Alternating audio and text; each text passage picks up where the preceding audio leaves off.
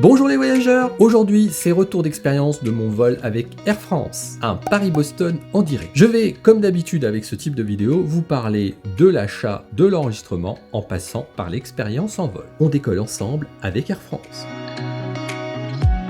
J'ai acheté mon billet directement sur le site internet d'Air France. J'ai réussi à trouver des tarifs super intéressants pour la période. Pour cela, je m'y suis pris pas trop tard. Pour mon vol du 19 août à destination des États-Unis, j'ai acheté mon billet le 24 janvier, 8 mois auparavant. Je cherchais un billet aller-retour pour les États-Unis, j'avais pas forcément une destination en tête, et un retour avec Delta Airlines au départ de New York. Mais le vol retour, j'en parlerai dans une autre vidéo spécifique à Delta Airlines, parce qu'il m'est arrivé un truc assez inédit. Alors pour ne pas la rater, abonnement et petite cloche.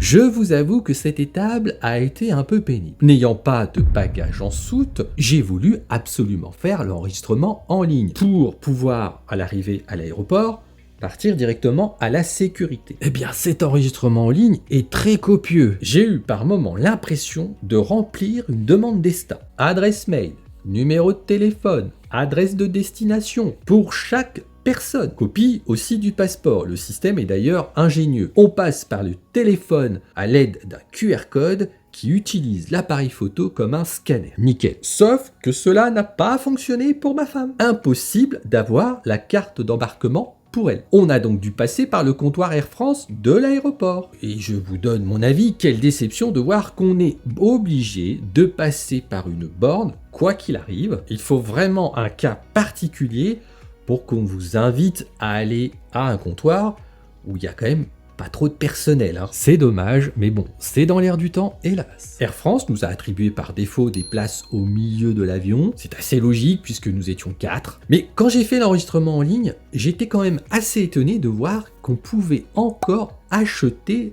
des places. À un moment donné, les compagnies, là, faut arrêter. D'autant plus, ce qui est amusant, c'est qu'on nous a attribué par défaut des places payantes. Et du coup, comme il restait plus grand-chose, on a gardé nos places au rang 22, ce qui nous permettait de nous situer plutôt à l'avant, on va dire au milieu de l'avion. Il s'est passé une première dans ma vie de voyageur. Le terminal 2E à Charles de Gaulle est réservé à Air France. Et j'ai vu, avant de passer à la sécurité, un contrôle de bagages à main. Il contrôlait le gabarit et le poids. Faites donc bien attention. Vérifiez bien d'être dans les clous en termes de taille et de poids avec vos bagages à main avant l'arrivée à l'aéroport. La sécurité a été super, simple et efficace. Mais bon, on va reparler sécurité après. L'embarquement devait débuter à 15h15. Il a débuté à 15h15. Habituellement, on rentre par classe. Là, ce n'était pas le cas. On pouvait y aller d'un coup. Certainement grâce à une double passerelle disponible pour entrer dans l'avion. La classe business d'un côté et la premium et l'éco de l'autre. Mais bon, là encore une autre surprise. Des contrôles aléatoires juste avant d'embarquer.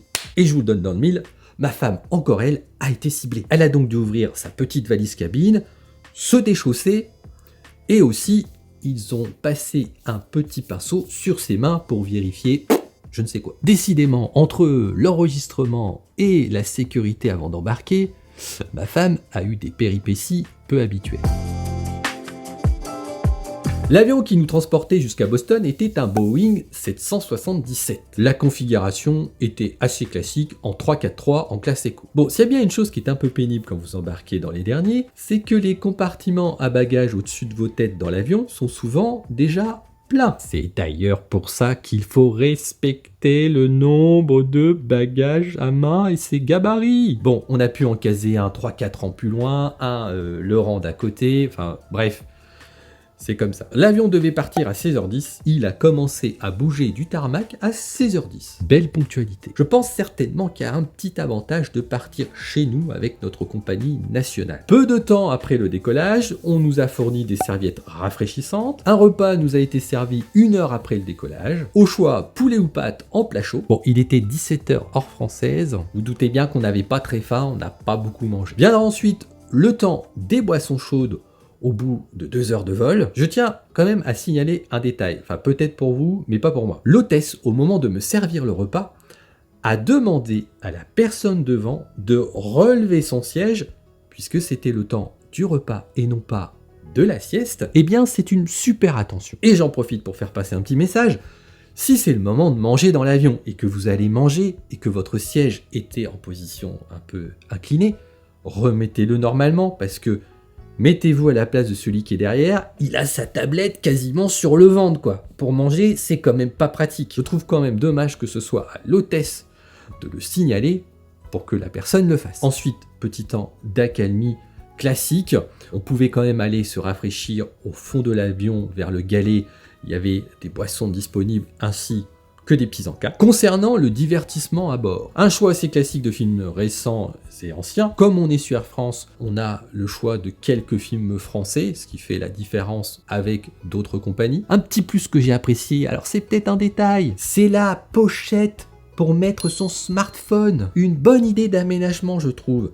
Les compagnies aménagées comme ça, la petite pochette là, c'est bien pratique. 1h30 avant l'atterrissage, on a eu le droit à une petite collation, style petit déjeuner. L'arrivée était prévue à 18h10, on débarquera à 17h45 de l'avion. Eh bien, c'est appréciable quand derrière, vous avez à récupérer votre voiture de location et ensuite vous tapez 1 heure de route avant d'arriver à votre hôtel. Cette expérience Air France a été plutôt un bon cru, malgré quelques aléas, mais la perfection n'existe pas. Je tiens à préciser que le personnel a été très agréable et très serviable, ce qui n'est pas tout le temps le cas. Je vais donc donner à cette expérience de vol une note de 8 sur 10. Et maintenant, vous pouvez me retrouver dans d'autres expériences, plutôt retours d'expérience de certains vols avec certaines compagnies.